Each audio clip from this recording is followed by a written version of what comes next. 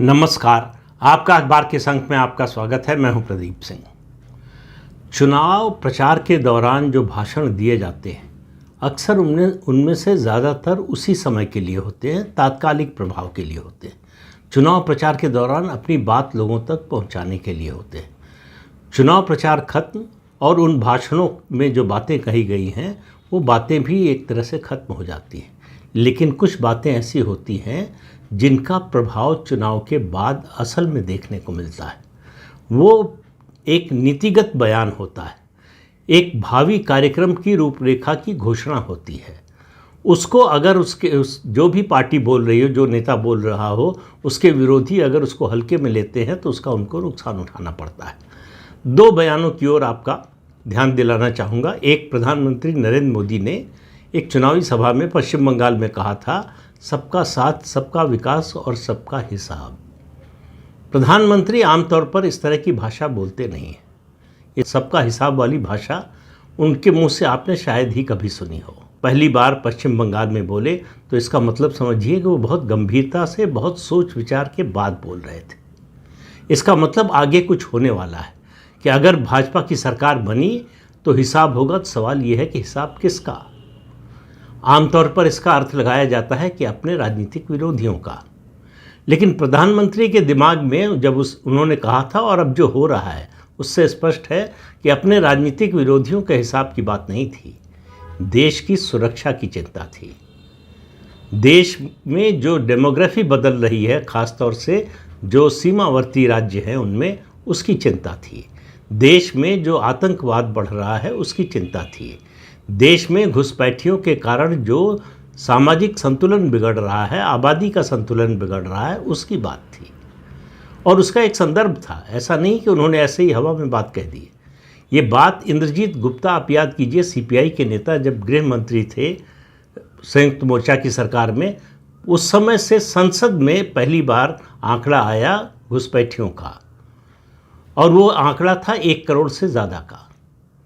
तब लगातार ये आंकड़ा बढ़ता ही जा रहा है। इसको बढ़ाया, पहले शुरुआत की इसकी कांग्रेस की सरकार ने पश्चिम बंगाल में, असम में, त्रिपुरा में। उसके बाद पश्चिम बंगाल में सीपीएम ने, लेफ्ट फ्रंट की सरकार ने, अपना कैप्टिव वोट बैंक बनाने के लिए बांग्लादेशी घुसपैठियों को बुलाया, बसाया, उनको हर तरह की सुविधा दी, उनके पहचान पत्र बनवाए। और उसके बाद ममता बनर्जी उसको एक नए स्तर पर ले गई। उसके लिए वो जो स्वदेशी लोग हैं, जो पश्चिम बंगाल के मूल निवासी हैं, उनसे लड़ने को तैयार हो गई। और उनसे ही नहीं, वो भगवान राम से भी लड़ने को तैयार हो गई, सनातन धर्म से लड़ने को तैयार हो गई, घुसपैठियों के बचाव में। अब आप कल्पना कीजिए कि एक प्रदेश की निर्वाचित मुख्यमंत्री, जनादेश मिला हुआ है जिसको, अपने अपने प्रदेश के विकास के लिए, अपने देश में कानून व्यवस्था की स्थिति को सुधारने के लिए, विकास के दूसरे कामों के लिए वो किसको सुरक्षा दे रही है? बांग्लादेशी घुसपैठियों को, जो इस देश के विरोध में काम कर रहे हैं, जो इस देश को तोड़ना चाहते हैं, जो इस देश की सुरक्षा को खतरे में डालना चाहते हैं। और जब मैं संदर्भ की बात कर रहा हूँ तो यहीं तक नहीं खत्म होती। बांग्लादेश और भारत की सीमा जो है लगभग 4000 किलोमीटर लंबी है। उस पर फेंसिंग का काम केंद्र सरकार कराना चाहती थी और शुरू कर दिया था। फेंसिंग का काम बहुत सी जगहों पर हो गया था। 569 किलोमीटर का क्षेत्र बचा था। और याद रखिए, इसके लिए जो लैंड एक्वायर की जानी थी उसका पैसा केंद्र सरकार दे रही थी। ऐसा भी नहीं था कि राज्य सरकार पर इसका आर्थिक बोझ पड़ने वाला हो। जो फेंसिंग का काम होना था वो, उसका पैसा भी केंद्र सरकार दे रही थी। राज्य सरकार को केवल लैंड एक्वायर करना था, एक कानूनी कदम उठाना था। ममता बनर्जी की सरकार ने वो करने से मना कर दिया, लगातार मना करती रही। विपक्ष यानी भारतीय जनता पार्टी दबाव डालती रही, केंद्र सरकार दबाव डालती रही। उसके बाद मामला गया कलकत्ता हाई कोर्ट में। हाई कोर्ट ने 31 मार्च 2026 की डेडलाइन तय की कि 31 मार्च 2026 तक लैंड एक्वायर करके बीएसएफ को हैंडओवर कर दी जाए। ममता बनर्जी ने हाई कोर्ट की भी परवाह नहीं की। आखिर में जब सुनवाई हुई तो हाई कोर्ट को जुर्माना लगाना पड़ा सरकार को, लेकिन सरकार पर कोई असर नहीं पड़ा। अब वो सरकार जा चुकी है। तो जो हिसाब की बात थी, अब आप देखिए कैसे शुरू हुई है। पहली बैठक जो कैबिनेट की शुभेंदु अधिकारी की अध्यक्षता में हुई है, जो अब नए मुख्यमंत्री हैं पश्चिम बंगाल के, उसमें उन्होंने तय किया है कि ये जो लैंड एक्वायर करके बीएसएफ को दी जानी है, इसका काम 45 दिनों में पूरा कर लिया जाएगा। 45 दिनों में सीमा पर बाड़ लगाने के लिए ज़मीन बीएसएफ को दे दी जाएगी। यानी उसके बाद जैसे ही बाड़बंदी होगी, भारत बांग्लादेश जो सीमा है वो सील हो जाएगी, बंद हो जाएगी घुसपैठियों के लिए। अब आप इससे समझिए कि कितना बड़ा परिवर्तन आने जा रहा है सुरक्षा की दृष्टि से, डेमोग्राफी में जो चेंज हो रहा है उसकी दृष्टि से, देश की सुरक्षा और सामाजिक समरसता की दृष्टि से। इन सब पैमानों पर आप कसें तो ये बहुत बड़ा क्रांतिकारी कदम होने जा रहा है। और इतना ही नहीं हो रहा कि फेंसिंग होगी, हर 30 किलोमीटर पर बीएसएफ का बटालियन हेडक्वार्टर खुलेगा, जहां 1000 जवान तैनात होंगे और उसके अलावा सब सेक्टर बनेंगे। इतने बड़े पैमाने पर सीमा पर सुरक्षा का इंतज़ाम हो रहा है। और ये कोई ऐसे ही नहीं हो रहा है, बांग्लादेश लगातार घुसपैठियों को भेज रहा है। और पश्चिम बंगाल की जो पूर्व मुख्यमंत्री ममता बनर्जी थी, और उससे पहले सीपीएम के मुख्यमंत्री, और उससे पहले कांग्रेस के मुख्यमंत्री, वो उसमें सहायक बन रहे थे।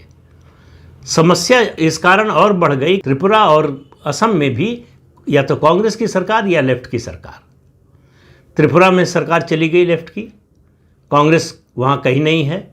असम में चली गई, असम में तीसरी बार भारतीय जनता पार्टी की सरकार बन गई। असम में घुसपैठ की समस्या सबसे बड़ी है और बड़े लंबे समय से है। मामला सुप्रीम कोर्ट तक जा चुका है, बहुत सी चीज़ें हो चुकी हैं। और असम के जो वर्तमान मुख्यमंत्री हैं, उनका कहना है कि घुसपैठियों को निकालने के लिए हर संभव कदम उठाए जाएंगे। केंद्रीय गृह मंत्री अमित शाह का वो बयान हमेशा याद रखिए, जब उन्होंने कहा था एक एक घुसपैठियों को चुन चुन कर बाहर निकालेंगे। लोग पूछते थे कैसे निकालेंगे, आपकी केंद्र सरकार है इतने साल से, बीएसएफ आपके मातहत है, क्यों नहीं कर लिया? तो सवाल उठाने वाले तो सवाल उठाते रहेंगे और काम करने वाले काम करते रहेंगे। तो ये जो सबका हिसाब की बात थी, इसकी शुरुआत राष्ट्रीय सुरक्षा से हुई है। राष्ट्रीय सुरक्षा के लिए जो खतरा है उनका हिसाब सबसे पहले शुरू हुआ है। तो असम, त्रिपुरा और पश्चिम बंगाल में भाजपा की सरकारें बनने के कारण अब यहाँ की जो एजेंसियाँ हैं, पुलिस एजेंसी, इंटेलिजेंस एजेंसी और केंद्रीय इंटेलिजेंस एजेंसियाँ जो है, उनमें बेहतर कोऑर्डिनेशन होगा, रियल टाइम इंटेलिजेंस शेयरिंग होगी। इसके कारण ये काम पहले की तुलना में आसान हो जाएगा।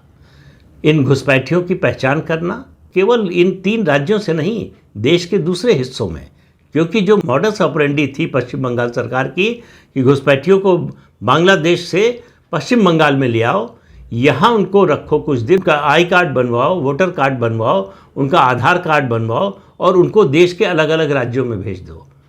उसके लिए बाकायदा कई संगठन काम कर रहे थे जो उनको दूसरे राज्यों में जाने का खर्च देते थे और वहाँ पर जाकर रहने के लिए महीने 2 महीने का खर्च देते थे। अब ये सब बंद होने वाला है। अलग अलग राज्यों में इन घुसपैठियों की पहचान की जाने वाली है और इन घुसपैठियों को निकाला जाएगा।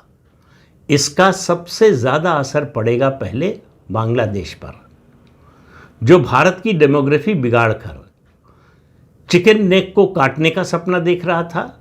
और सपना तो यूनुस की सरकार यहाँ तक देख रही थी कि पश्चिम बंगाल और बांग्लादेश को मिलाकर ग्रेटर बांग्लादेश बनाया जाए। कहा जा रहा है कि ममता बनर्जी इस योजना से सहमत थी और वो चाहती थी कि उन्हें इस नए देश का प्रधानमंत्री बना दिया जाए। अब आप समझिए कि इरादा कितना खतरनाक था। तो शुरुआत इससे हुई। फिर दूसरा काम क्या हुआ? दूसरा काम हुआ भाईपो, यानी अभिषेक बनर्जी, ममता बनर्जी के भतीजे। पावर बिहाइंड द थ्रोन जो कहा जाता है, असली ताकत ममता सरकार के पीछे की अभिषेक बनर्जी थे। वो चलाते थे सब कुछ, उनकी मर्जी से चलता था सब कुछ। पश्चिम बंगाल की सरकार का मतलब अभिषेक बनर्जी। तो अभिषेक बनर्जी से पहले तो हिसाब किया, उनका हिसाब आम जनता ने। 4 मई की रात से जो शुरू हुआ वो सिलसिला अब तक जारी है। उनके घर के बाहर लोग इकट्ठा होते हैं और जय श्री राम का नारा लगाते हैं और कुछ नहीं करते। कोई हिंसा नहीं, कोई गाली गलौज नहीं, कोई विरोध में नारा नहीं। सिर्फ जो गाना बजता है, एकता ममता चोर, फाइल चोर, भाईपो चोर, इस पार्टी के सब चोर, ये नारा खुले आम पूरे पश्चिम बंगाल में लग रहा है। ये गीत पूरे पश्चिम बंगाल में बज रहा है। अब डर का आलम ये देखिए, ये हिसाब शुरू होने से कि रिजू दत्ता, जो एक तरह से औपचारिक रूप से थे कि नहीं पता नहीं, मुख्य प्रवक्ता थे टीएमसी के, जिन्होंने अजय पाल शर्मा के बारे में मैंने पहले भी बताया था, आपने उससे पहले भी पढ़ा होगा, उनका बयान सुना होगा, कहा था 4 मई की शाम को घसीट कर लाएंगे तुम्हें। अब वो वीडियो जारी करके माफ़ी मांग रहे हैं अजय पाल शर्मा से कि देखिए हमारा आपका तो कोई जो है, हमारी आपकी दुश्मनी नहीं है, कोई विरोध नहीं है, वो तो मैंने चुनाव के समय ऐसे ही बोल दिया था, मैं माफ़ी चाहता हूँ। वो माफ़ी मांग रहे हैं शुभेंदु अधिकारी से। शुभेंदु दा गलती हो गई, मैं ज़्यादा बोल गया जो है उत्साह में और दबाव में। सवाल ये है कि जब बोल रहे थे तब क्यों नहीं समझ में आ रहा था? तब तो सत्ता का नशा बोल रहा था। और सवाल ये है कि अगर 4 मई को ममता बनर्जी जीत गई होती तो क्या ये बात रिजू दत्ता बोलते? कभी नहीं बोलते। ये उनका पश्चाताप नहीं है, ये गलती को स्वीकार करने वाली बात नहीं है, और उन्होंने गलती की भी नहीं है। मेरा मानना है उन्होंने अपराध किया है, और उनके जैसे सैकड़ों टीएमसी के नेता हैं जिन्होंने अपराध किया है। और माफ़ी गलती की मिलती है, अपराध की सज़ा मिलती है, और इन सबको सज़ा मिलनी चाहिए। उसका काम शुभेंदु अधिकारी ने शुरू कर दिया है। 231 कार्यकर्ता भाजपा के मारे गए पूर्व चुनाव के दौरान और चुनाव बाद की हिंसा 2021 की जो के चुनाव के समय हुए, उन सब परिवारों की देखभाल की, उनको मदद करने की घोषणा शुभेंदु अधिकारी की सरकार ने कैबिनेट की पहली बैठक पे किया कि बलिदानियों की चिंता जो है ये सरकार करेगी, उनके परिवार को हर तरह की मदद दी जाएगी। उसके अलावा टीएमसी में निचले स्तर पर, अभी ऊपर नहीं हुआ है, ऊपर भी होगा, ऊपर सिर्फ इतना हुआ है कि सब लोग मिलकर आई पैक को गाली दे रहे हैं कि आई पैक की वजह से ये हुआ। आई पैक को गाली देने का मामला नहीं है, ये दरअसल ममता बनर्जी और अभिषेक बनर्जी को बचाने का खेल है कि ममता बनर्जी और अभिषेक बनर्जी दरअसल उनकी कोई गलती नहीं है, उनको अंधेरे में रखा गया। कितने भोले हैं ये लोग। 15 साल से पश्चिम बंगाल के लोगों पर, खासतौर से हिंदुओं पर अत्याचार कर रहे हैं, और ये लोग भोले हैं। ममता बनर्जी मुख्यमंत्री रहते हुए धमकी दे रही हिंदुओं को कि अगर मैं मुख्यमंत्री नहीं बनी, मेरी सरकार नहीं आई, तो 1 सेकंड में दूसरे वर्ग के लोग आपको ख़त्म कर देंगे। यानी किसकी ओर इशारा था? मुसलमान हिंदुओं को ख़त्म कर देंगे। ये एक चुनी हुई मुख्यमंत्री बोल रही है। इस तरह की धमकी हिंदुओं को दी जा रही है। तो उन्होंने सारा जितना नाटक कर सकती थी सब किया। ये चुनाव जो है चोरी किया गया है, ये चुनाव में धांधली हुई है, एसआईआर के विरोध से उन्होंने शुरू किया और आखिर में कहा कि मैं इस्तीफ़ा नहीं दूंगी क्योंकि ये मैं हारी नहीं हूँ, हराया गया है। आखिर में उनको बर्खास्त करना पड़ा। अब वो मुख्यमंत्री नहीं हैं, वो विधायक भी नहीं हैं, और इसके अलावा बहुत कुछ हो रहा है। इन 15 सालों में टीएमसी के गुंडों ने हिंदुओं के मंदिरों पर कब्जा कर लिया, वहाँ अपनी पार्टी का दफ्तर खोल लिया। अब वो सारे मंदिर मुक्त कराए जा रहे हैं, वहाँ फिर से पूजा अर्चना शुरू हो गई है। ये है नया पश्चिम बंगाल, जो 4 मई को नतीजे आने के बाद से बदलना शुरू हुआ है। और अभी तक जितना काम हुआ है उसमें सरकार की भूमिका तो अभी कम है, इसमें आम लोगों की भूमिका ज़्यादा है। आम लोगों को लग रहा है कि उनको पहली बार स्वतंत्रता मिली है। 15 अगस्त 1947 को जो उनके मन में भाव रहा होगा, उससे बहुत ज़्यादा भावुक वो इस समय हैं। उनके मन में मुक्ति का भाव है कि उनको एक अत्याचारी शासन से मुक्ति मिल गई है। लगातार दबाया जाता रहा, कुचला जाता रहा, अत्याचार किया जाता रहा। महिलाओं के साथ जिस तरह की बर्बरता हुई, उसका उदाहरण मिलना किसी और राज्य में भारत के 1947 के बाद से मुश्किल है। लेकिन उसके बावजूद ममता बनर्जी को कोई अफसोस नहीं है। आप देखिए, ममता बनर्जी और अभिषेक बनर्जी का एक बयान नहीं आया कि हमारे शासन में हमसे गलतियां हो गई कुछ, उसके लिए हम लोगों से क्षमा चाहते हैं। ये होता है अहंकार। अहंकार के शिखर पर जब आदमी बैठा होता है तो उसे ज़मीन दिखाई नहीं देती है।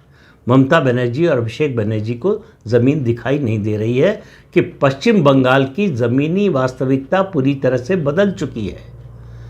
पश्चिम बंगाल के जनमन में जो सनातन का भाव था, जो सनातन सभ्यता की लौ थी, वो फिर से जलने लगी है। और उसकी लौ की आंच इतनी है कि केवल पश्चिम बंगाल तक सीमित नहीं है, पश्चिम बंगाल से बाहर महसूस हो रही है। अखिलेश यादव कह रहे हैं मैं भी हिंदू हूँ। भाई, किसने कहा कि आप नहीं हैं? लेकिन ये बात आपको पहले क्यों नहीं याद आई? अशोक गहलोत कह रहे हैं कि मैं भी हिंदू हूँ। तो आप किसने मना किया कि आप हिंदू नहीं हैं? आप ही अपने को हिंदू मानने को तैयार नहीं थे। लेकिन ये पश्चिम बंगाल का नतीजा ना आता तब भी क्या आप ये बोलते? बिल्कुल न बोलते। तो हिंदुओं ने इन नकली हिंदुओं को जगा दिया है। इनको जगा नहीं दिया, बल्कि इनके मन में भय समा गया है कि अब हिंदू जाग रहा है। तो भाग नकली हिंदू भाग। इनको भागने की, छिपने की जगह नहीं मिलने वाली है। और ये सिलसिला अभी आगे बढ़ने वाला है। अभी उत्तर, पूरब, पूर्वोत्तर, पश्चिम भारत तक ये मामला सीमित है, दक्षिण तक नहीं पहुंचा है। वरना अगर आज आपने तमिलनाडु विधानसभा का दृश्य देखा होता तो आपको समझ में आता। उदयनिधि स्टालिन फिर से विधानसभा में बोल रहे थे कि सनातन का समूल नाश किया जाना चाहिए, और उस पर मुख्यमंत्री जोसेफ विजय हाथ जोड़ रहे थे। ये जोसेफ विजय हों या इससे पहले स्टालिन और करुणानिधि हों या कोई और मुख्यमंत्री रहा हो, हिंदुओं के वोट से इनकी सरकार बनती है। 85% से ज़्यादा तमिलनाडु में हिंदू हैं, उनके वोट से सरकार बनती है और उन्हीं को गाली देते हैं। इसलिए कि हिंदू अभी तक तमिलनाडु का राजनीतिक रूप से नहीं सोचता है। वो जातियों में बंटा हुआ है। वो अपनी सनातन की पहचान के रूप में राजनीतिक निर्णय नहीं लेता है। वरना क्या कारण है? हिंदू बहुल तमिलनाडु में क्रिश्चियन मुख्यमंत्री बन जाता है। उसके अलावा भारत के कई राज्यों में, बिहार, महाराष्ट्र जैसे और राजस्थान, जो हिंदू बहुल राज्य हैं, वहाँ मुसलमान मुख्यमंत्री बन चुके हैं। एक कोई राज्य बताइए जो ईसाई बहुल हो या मुस्लिम बहुल हो, जहाँ हिंदू मुख्यमंत्री बना हो। एक उदाहरण, अपवाद के लिए भी उदाहरण नहीं मिलेगा। इससे समझ लीजिए। तो जहाँ हिंदू बहुल इलाकों में ईसाई या मुसलमान बनता है तो कहते हैं ये भारत की असली तस्वीर है, ये है सेकुलरिज्म। तो भाई, सेकुलरिज्म वन वे कैसे हो सकता है? दोनों तरफ से होना चाहिए ना, कि ईसाई बहुल या मुस्लिम बहुल इलाके में हिंदू मुख्यमंत्री बन जाए, तब तो बात समझ में आती है। लेकिन ये एक तरफा अभियान कैसे चल सकता है? ये भी बदलेगा, ऐसा नहीं है कि बदलेगा नहीं। पश्चिम बंगाल में इसे बदलने में 79 साल लग गए, लगभग 8 दशक लग गए। तो इस तरह के परिवर्तन जो है बहुत जल्दी और बहुत आसानी से नहीं होते, लेकिन होते ज़रूर है, और होते तभी है जब धैर्य के साथ लगातार परिश्रम किया जाए इस दिशा में, जो भारतीय जनता पार्टी और राष्ट्रीय स्वयंसेवक संघ ने पश्चिम बंगाल में किया है, जिसका प्रतिफल आज मिला है। और इन संगठनों को नहीं मिला है, इस देश को मिला है, इस देश की सनातन संस्कृति को मिला है। तो इस बात को याद रखिए कि आप जागेंगे तभी सवेरा होगा। सोते रहेंगे तो कोई फर्क नहीं पड़ता दिन है कि रात है। तो इस अंक में इतना ही। अगले अंक में फिर मिलेंगे किसी नए मुद्दे के साथ। तब तक के लिए अनुमति दीजिए। नमस्कार।